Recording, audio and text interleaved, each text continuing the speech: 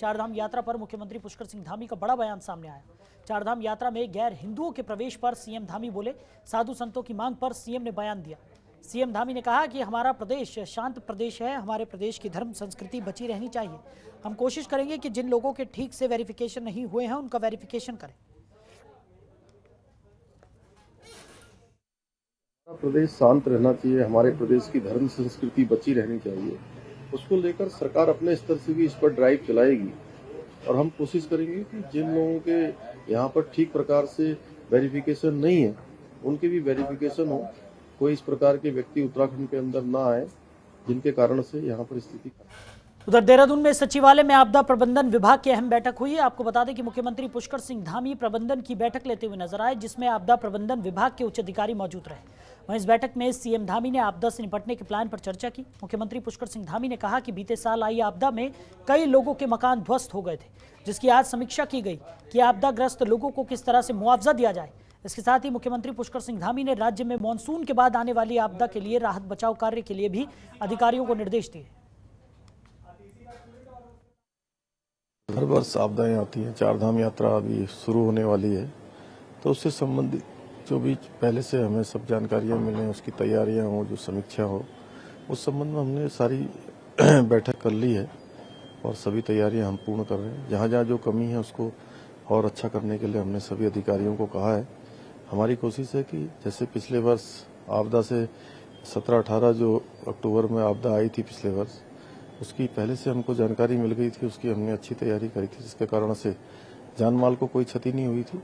निकट भविष्य में भी चूंकि हमारा प्रदेश प्रत्येक वर्ष आपदा से ग्रसित रहता है, तो उसी के संबंध में सब चर्चा हुई। तो कांग्रेस नेता हरक सिंह रावत की मुश्किलें बढ़ गई हैं। आपको बता दें कि आयुष विभाग में हुए घोटाले की जांच होगी, जिसके लिए उच्च स्तरीय जांच कमेटी का गठन किया गया है। हरक सिंह रावत पर आयुर्वेदिक विश्वविद्यालय में अवैध नियुक्ति का आरोप लगा था, जिसके बाद कमेटी ने हरक सिंह रावत से अब 15 दिन में जवाब मांगा है।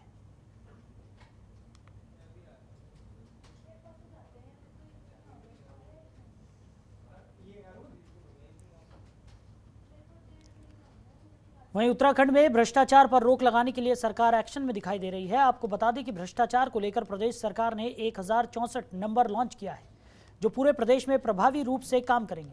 इस मौके पर सीएम धामी ने कहा कि उत्तराखंड में भ्रष्टाचारियों पर सख्त कार्रवाई की जाएगी। साथ ही उन्होंने कहा कि सभी विभागों को निर्देश दिए गए हैं, कहीं पर भी किसी प्रकार की भ्रष्टाचार से संबंधित सूचनाएं आती हैं तो उस पर सख्त कार्रवाई की जाए।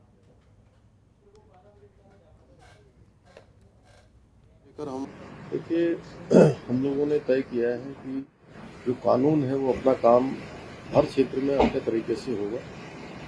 उस पर कानून अपनी पूरी कार्रवाई करेगा, उस पर किसी की कोई रुकावट नहीं होगी, कानून को पूरा रास्ता मिलेगा। और भ्रष्टाचार को लेकर हमने जो एक ऐप और एक नंबर जो लॉन्च किया है 1064, उसको हम पूरी तरीके से पूरे प्रदेश के अंदर प्रभावी रूप से उसको काम करने के लिए और प्रभावी रूप से वो काम करे, उसके लिए हर उपक्रम कर रहे हैं और सभी विभागों को निर्देश दिए गए हैं कि कहीं पर भी किसी भी प्रकार की भ्रष्टाचार से संबंधित अगर बात आती है।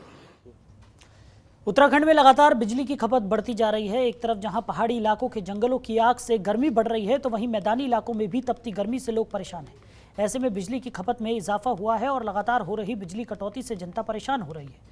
वहीं मुख्यमंत्री पुष्कर सिंह धामी ने बढ़ती बिजली की खपत को देखते हुए कहा कि जल्द ही इसके लिए उचित कदम उठाए जाएंगे। कल मेरे सामने बात आई है, उसको लेकर हम कोशिश कर रहे हैं कि बिजली का जो संकट है उसको कैसे सामान्य किया जाए, और अगर हमें अधिक बिजली खरीदने की आवश्यकता पड़ेगी तो हम उसके लिए। वहीं रुड़की में शोभा यात्रा पर पथराव मामले में पुलिस लगातार कार्रवाई कर रही है। आपको बता दें कि पुलिस ने पथराव करने वाले 2 और आरोपियों को गिरफ्तार किया है, जिसके बाद अब तक 11 आरोपियों की गिरफ्तारी हो चुकी है। साथ ही पुलिस फरार आरोपियों को पकड़ने के लिए दबिश भी दे रही है। वहीं भगवानपुर में अभी भी भारी पुलिस फोर्स तैनात की गई है। पुलिस प्रशासन ने फ्लैग मार्च निकाल कर पूरे इलाके पर ड्रोन कैमरे से भी नजर रखी है।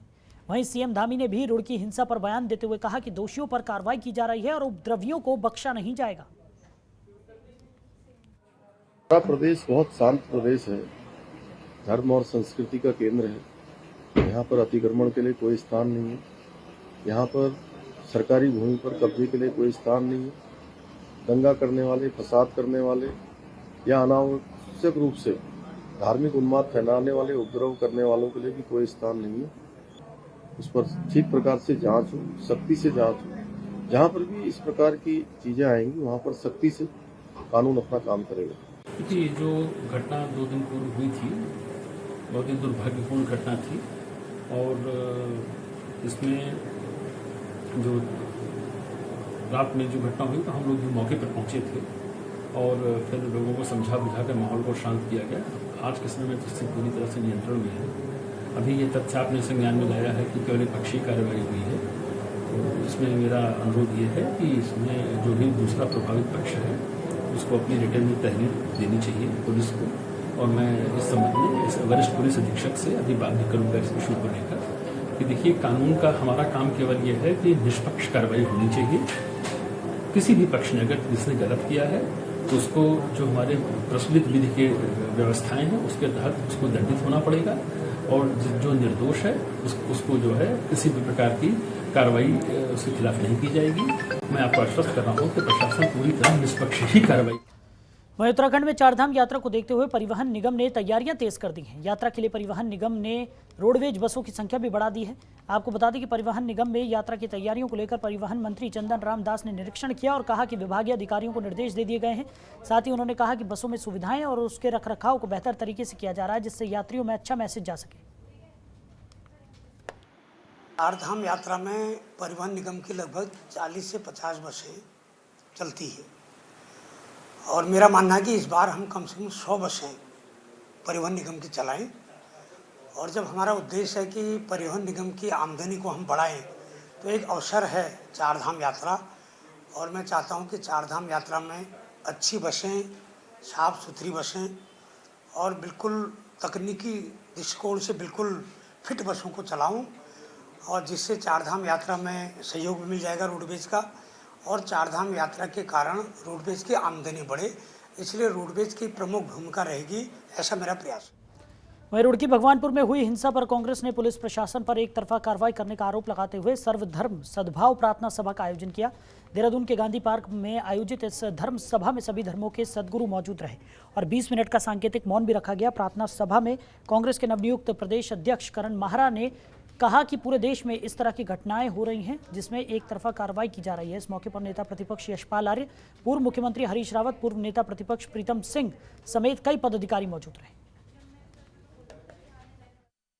कुछ लोग कोशिश कर रहे हैं, मैंने कहा कि हमने भी आशा और उम्मीदों का दिया जला के रखा है। कुछ लोग हैं जिन्होंने आधियों से शर्त लगा रखी है। देखते हैं, हमारी उम्मीदें, हमारी आशाएं, हमारी भावनाएं जीतती हैं या आधियों के साथ शर्त लगा करके इस आशा और विश्वास के दिए को बुझाने वाली भी चलती है। ये विचार है, हम उनके खिलाफ हम इस वैचारिक लड़ाई को लड़ेंगे। जो भी ऐसी ताकतें हैं, जो भी इस समय, चाहे वो हिंदू है, मुसलमान है, सिख है, ईसाई है, जो व्यक्ति भी इस समय कोई उन्मादपूर्ण बात कह रहा है, वो देश के हित में नहीं है। एक पार्टी विशेष, एक विचारधारा की बात कर रहा हूँ। आज पूरे देश में पोलराइजेशन ऑफ वोट हर पढ़ा लिखा आदमी जानता है क्यों हो रहा है। केवल वोटों का एकीकरण करने के लिए, पोलराइजेशन ऑफ वोट के लिए ये सारे दंगे कराए जा रहे हैं। और इसका और प्रोत्साहन कैसे दिया जा रहा है सरकारों के द्वारा, उसका उदाहरण दिल्ली है। केजरीवाल जी पे जिन्होंने आक्रमण किए उनको जेल भी, और जब वो जेल से छूट के आते हैं एक पार्टी विशेष के दफ्तर में उनका स्वागत, अभिनंदन किया जाता है। कार्यकर्ताओं के बीच में उनको महामंडित किया जाता है। अगर हिंदू, मुसलमान, सिख, ईसाई आपस में लड़ेंगे, क्या देश एक रह पाएगा? क्या इस देश की एकता रह पाएगी? क्या देश को खतरा नहीं होगा? और क्या जो भी, चाहे वो हिंदू है चाहे मुसलमान है, जिसके परिवार का एक व्यक्ति मरता है, क्या वो वापस आता है? जिसका बाप मरता है उस बच्चे को उसका पिता मिलता है, जिसका पति मरता है उस बहन को क्या उसका पति मिलता है? ये प्रश्न हमारे ही नहीं है, ये हर पढ़े लिखे, हर संवेदनशील व्यक्ति के प्रश्न हैं, जिनको लेकर आज हमने ये किया ताकि लोग जागरूक हों और इनकी बातों में ना आए, देश में झगड़े और दंगे। वहीं उत्तराखंड में स्वास्थ्य सुविधाओं को बेहतर करने के लिए सरकार लगातार प्रयास कर रही है। इसी कड़ी में स्वास्थ्य मंत्री धन सिंह रावत ने बयान देते हुए कहा कि सरकार की मंशा है कि सभी जिलों के अस्पतालों में सिटी स्कैन मशीन लगाई जाए ताकि मरीजों को अन्य जगहों पर न जाना पड़े। साथ ही मंत्री धन सिंह रावत ने कहा कि लोगों को बेहतर इलाज मिल सके, इसके लिए भी सरकार बड़ा कदम उठाने जा रही है। आपको कहा है कि 6 महीने में हर जिला हॉस्पिटल में सिटी स्कैन मशीन आ जाएंगे। और मैं फिर कह रहा हूँ कि हमारा प्रयास ये है कि कोई भी मरीज जो है जिला हॉस्पिटल से यहाँ रेफर न हो, इसके लिए सरकार पूरी वचनबद्ध भी है, कटिबद्ध भी है और आपको 6 महीने में सारी। वहीं अल्मोड़ा में मेडिकल कॉलेज के नर्सिंग और पैरामेडिकल के कर्मचारियों का AVSM कंपनी ने कॉन्ट्रैक्ट खत्म करने पर विरोध किया, जिसके बाद कर्मचारियों ने जिलाधिकारी को ज्ञापन सौंपा, जिसमें उन्होंने पत्र लिख मांग की है कि उनका समय बढ़ाया जाए। साथ ही उन्होंने कहा कि मांग पूरी नहीं होने पर वो कार्य बहिष्कार करेंगे।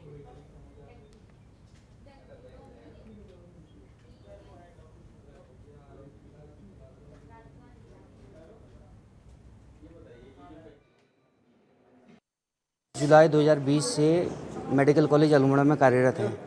कोविड के समय से हम लोग कार्यरत हैं। आज विगत फरवरी तक 28 फरवरी 2022 तक का AVSM के थ्रू टेंडर रखा गया था। आज वो टेंडर ख़त्म हो चुका है। उसके बाद हमने प्रशासन, अपने मेडिकल कॉलेज के प्रशासन से बात की, जिनका कहना है कि हम लोग आपकी बात रखने के लिए एक्सटेंड करा हुआ है हमने, बट हमें कोई प्रूफ नहीं दिया गया है। तो आज हमारी खुद बात हुई MS सर से, तो उन्होंने बोला है कि आपका टेंडर ख़त्म हो गया है, लेकिन सैलरी हम नहीं दे पाएंगे। तो इसलिए हमने सोचा है, सभी पैरामेडिकल स्टाफ का ये कहना है कि हम कल से कार्यवाही। तो हल्द्वानी में कोरोना वॉरियर्स लगातार धरना प्रदर्शन कर रहे हैं। आपको बता दें कि कोरोना वॉरियर्स दोबारा सेवा में लाए जाने के लिए लगातार 19 दिन से प्रदर्शन कर रहे हैं। इसी कड़ी में आज कोरोना वॉरियर्स ने बुद्ध पार्क से कर्मचारियों सरकार के खिलाफ जुलूस निकालकर सरकार के खिलाफ नाराजगी जताई। इस मौके पर उन्होंने कहा कि अगर सरकार सुनवाई नहीं करती है तो उग्र आंदोलन किया जाएगा। हम सबका है एक ही नारा,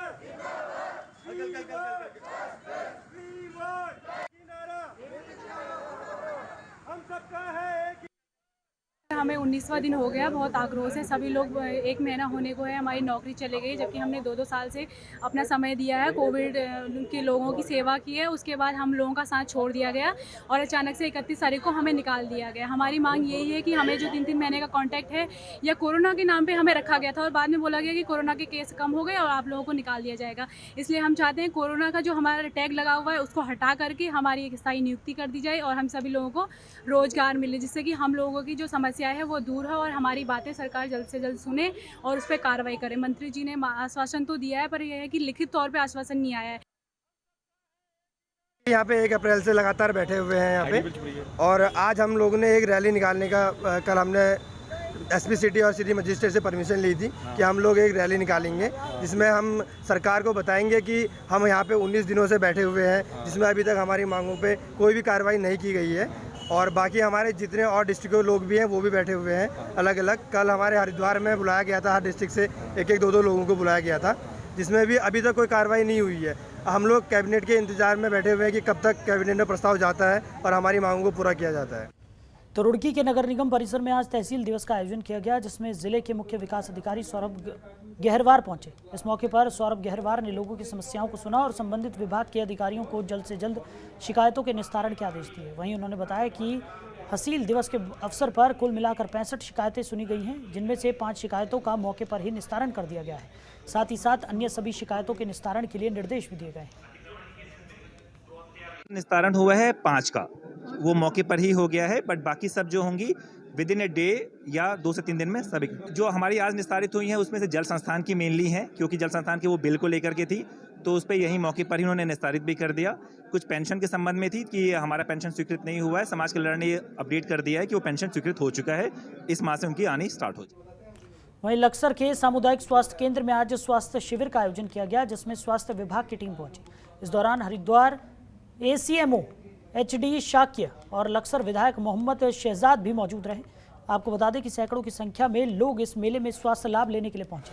इस दौरान ACMO HD शाक्य ने बताया कि मेले का आयोजन इसलिए किया गया है जिससे देहात क्षेत्र की गरीब और मध्यम वर्ग की जनता को स्वास्थ्य योजनाओं का लाभ मिल सके और सरकार की स्वास्थ्य संबंधी योजनाओं की जानकारी दी जा सके। मेरे पास जो आएगा वो जनता का आएगा, मेरा नहीं होगा, उस पर मेरा एक अधिकार नहीं होगा। जहाँ जनता को आवश्यकता पड़ेगी मैं करूँगा। जैसे मैं विधायक निधि से गौशाला की घोषणा की है, ऐसे कह रहा हूँ अगर हॉस्पिटल में आवश्यकता पड़ेगी तो मैं पहल करूँगा, बिना मांगे भी मैं पहल करूँगा। एक्सरे यहाँ होना चाहिए, अल्ट्रासाउंड यहाँ होना चाहिए, टेस्ट यहाँ होना चाहिए।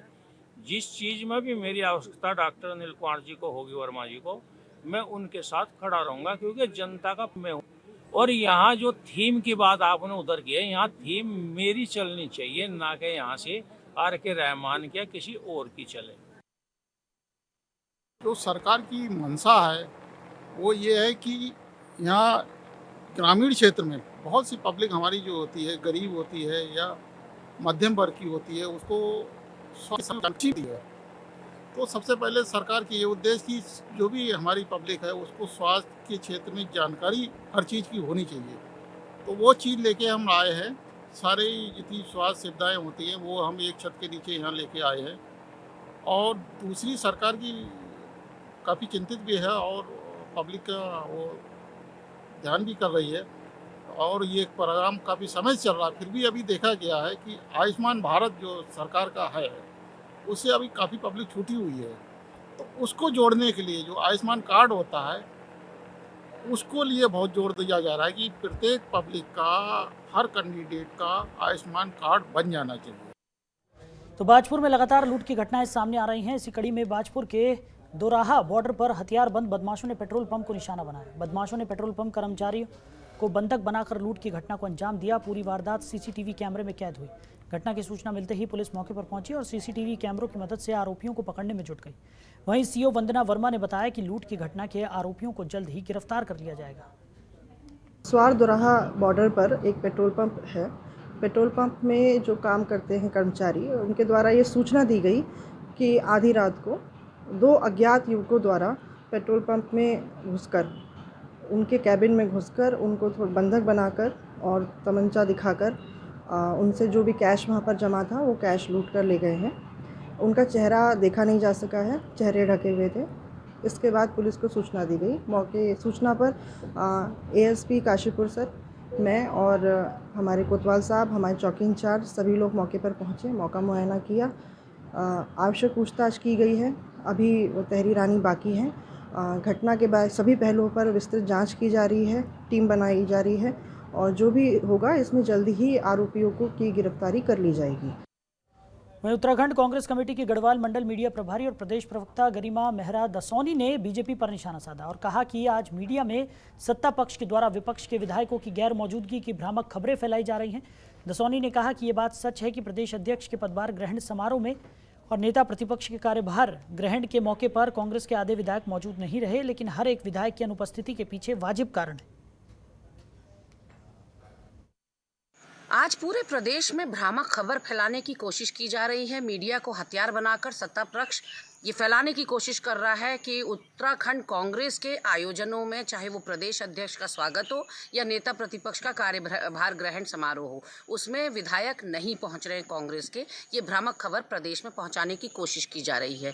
एक तरफ जहां माननीय प्रीतम सिंह जी के क्षेत्र में एक बड़ी दुर्घटना हुई है, 4 परिवार के 4 व्यक्ति एक साथ उनको क्षति पहुंची है, वहीं उनका अपना क्षेत्र में रहना ज़्यादा ज़रूरी था।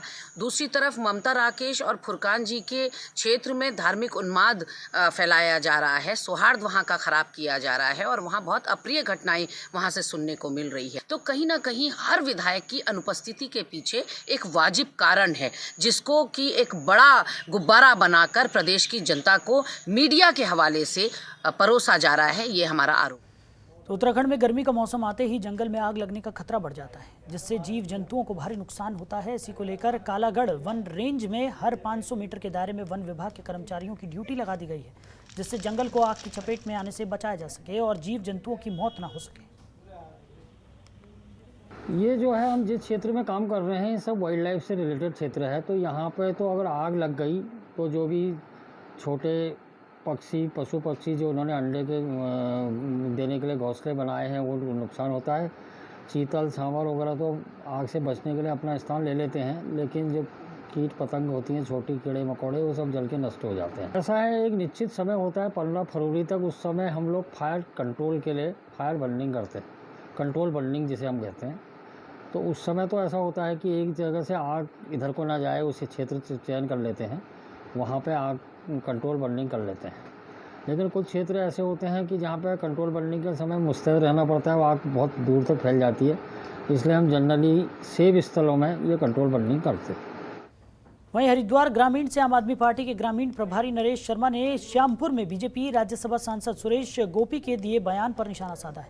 दरअसल कुछ दिनों पहले बीजेपी राज्यसभा सांसद ने बयान दिया था कि आप चाहे न चाहें एक दिन कृषि कानून वापस लिए जाएंगे, जिसके जवाब में आम आदमी पार्टी के ग्रामीण प्रभारी नरेश शर्मा ने कहा कि इस तरह का बीजेपी के राज्यसभा सांसद को शोभा नहीं देता। उन्होंने कहा कि उनके इस बयान में हिटलर शाही नजर आती है। जिस प्रकार से इन्होंने कृषि कानून को लेकर सुरेश गोपी जी ने, सांसद जी ने बयान दिया है, बहुत ही दुर्भाग्यपूर्ण है और ये कहीं ना कहीं हिटलर शाही भी दर्शाती है। केंद्र सरकार ने किसानों का जो कृषि कानून बिल थे उनको वापस लिया और कई महीनों तक किसानों ने आंदोलन किया। उसके बाद जाकर सरकार झुकी और वो कृषि कानून वापस लिए। लेकिन कहीं ना कहीं एक हिटलर शाही जो सुरेश गोपी जी हैं उनके बयान में नज़र आती है कि भाई उन्होंने जैसे कहा कि हम इसको ज़बरदस्ती लेकर आएंगे कानून को, लेकिन ये लोकतांत्रिक देश है, यदि आप ऐसा करते हैं तो ये बहुत ही दुर्भाग्यपूर्ण है और किसान चुप बैठने वाले नहीं हैं। आम आदमी पार्टी ने हमेशा कृषि कानून का विरोध किया है और हमेशा किसानों के साथ खड़ी रही है और आगे भी यदि केंद्र सरकार ऐसा करती है तो आम आदमी पार्टी किसानों के साथ है। उधर देहरादून में मुख्य सचिव डॉक्टर एस संधू ने सचिवालय में पीडब्ल्यूडी के अंतर्गत केदारनाथ पुनर्निर्माण कार्यों की प्रगति की समीक्षा की। उन्होंने पुनर्निर्माण कार्यों में तेजी लाने के लिए जेई और एई की तैनाती के लिए सख्त निर्देश दिए और ज्वाइन न करने वाले अधिकारियों पर कार्रवाई करने के निर्देश दिए। उन्होंने कहा कि अगले 6 से 7 महीने में केदारनाथ में बहुत से निर्माण कार्य होने हैं जिनके खुद प्रधानमंत्री लगातार समीक्षा कर रहे हैं। इसी के साथ उन्होंने निर्देश दिए कि लेबर को रहने खाने की समस्या न हो, इसका विशेष ध्यान रखा जाए, साथ ही उनके बिलों का समय से भुगतान किया जाए।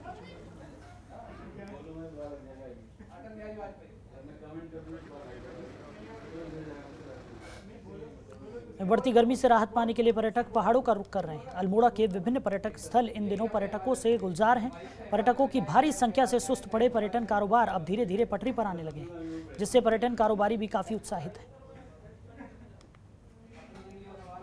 अच्छा फील कर रहे हैं, काफ़ी ठंडी हवाएं चल रही हैं यहाँ पर, जो कि हम रहने वाले वैसे नोएडा के हैं तो वहाँ पे तो बहुत गर्मी है, तो उस गर्मी से ही बचने आए थे और वो लग रहा है गोल पूरा हो गया अब यहाँ आके। फैसिलिटीज़ काफ़ी अच्छी हैं, इंटरनेट अच्छा है यहाँ पे और कनेक्शन काफ़ी अच्छा है। मतलब जैसे हम गाड़ी से आए हैं अपनी तो गूगल मैप्स लगा के आए हैं तो कहीं पे कोई दिक्कत नहीं हो रही है किसी भी बात पर। सब लोगों को अच्छा काम मिला। जितने भी होम स्टेज वाले हैं यहाँ पे, हमारे पास 70-80 होम स्टेज वाले हैं, उनको अच्छा काम मिला। जितने भी रिजॉर्ट और होटल्स हैं उनको अच्छा काम मिला और आशा करता हूँ अगर कोविड का नया वेरिएंट अगर परेशान नहीं करेगा तो आने वाले समय में जो 2 महीना है हमारा मई और जून का, वो भी अच्छा जाएगा। वहीं हरिद्वार के ज्वालापुर में बिजली कटौती से नाराज व्यापार मंडल ने विद्युत विभाग के खिलाफ नारेबाजी करते हुए प्रदर्शन किया। आपको बता दें कि हरिद्वार के कई इलाकों में बिजली की कटौती की जा रही थी, जिसके चलते व्यापारियों में काफ़ी रोष है, जिसके चलते व्यापारी वर्ग ने धरना प्रदर्शन किया। इस मौके पर व्यापारियों का कहना है कि विभाग लगातार बिजली कटौती कर रहा है, जिससे कारोबार पर खासा असर पड़ रहा है। आज जो हमने व्यापार मंडल के बैनर तले प्रदर्शन किया है, पिछले लगभग 2-3 महीने से बिजली विभाग ने अति की हुई है। कोई पूर्व सूचना नहीं होती और 6-6, 8-8 घंटे के लिए लाइट बंद कर दी जाती है और जब उसका अपडेट लेने के लिए अधिकारियों को फ़ोन करते हैं तो अधिकारियों का कहना होता है कि हमारे पास कोई अपडेट नहीं है, ये ऊपर से कटौती है। ये ऊपर की परिभाषा वो आज तक हमें बता नहीं पाए। सारे कार्य बिजली पर निर्भर हैं। कोई भी काम, चाहे दूध की डेयरी है, चाहे कंप्यूटर सेंटर है, चाहे प्रेस की दुकान है, चाहे हलवाई की दुकान है, वो लाइट के बिना संभव नहीं है। मार्च में बिजली की वसूली के लिए जो देय बिल रह जाते हैं उनकी वसूली के लिए ये लोग दिन रात कनेक्शन काटते हैं। उतनी तत्परता ये लोग सेवाएं देने में क्यों नहीं लगाते? जितने पेड़ काटने हैं या इनको अपने पेंडिंग कार्य पूरे करने हैं वो ये सर्दियों में क्यों नहीं पूरे करते हैं? गर्मियों में लाइट की समस्या इतनी ज़्यादा बन जाती है कि व्यवसाय करना मुश्किल हो गया है। व्यापारी का तो सरासर नुकसान है, क्योंकि सारे व्यापार जो है बिजली पर निर्भर करते हैं। बिजली विभाग कोई भी पूर्व सूचना नहीं देता कि इतने बजे से इतने बजे तक कटौती रहेगी। व्यापार का इस समय शाम का रहेगा, क्योंकि दिन में बहुत गर्मी होती है, दिन में कस्टमर नहीं होता। शाम के समय जिस समय व्यापार का टाइम होता है उस समय अघोषित बिजली कटौती कर दी जाती है, चाहे वो 1 घंटे की हो चाहे 4 घंटे की हो। कोई भी अधिकारी उसके लिए सूचना पूरी नहीं दे पाता कि ये कितने बजे से कितने बजे तक रहेगी। और अगर बिजली विभाग अपने इस रवैये पे अटिक रहा तो व्यापार मंडल उनके खिलाफ उग्र आंदोलन करेगा और बिजली विभाग के दफ्तर पर तालाबंदी करेगा, क्योंकि अगर हमारे व्यापार बंद रहे तो हम उनका भी खबरों के निष्पक्ष विश्लेषण के लिए सब्सक्राइब करें जनतंत्र TV. and press the bell icon. Never miss any update.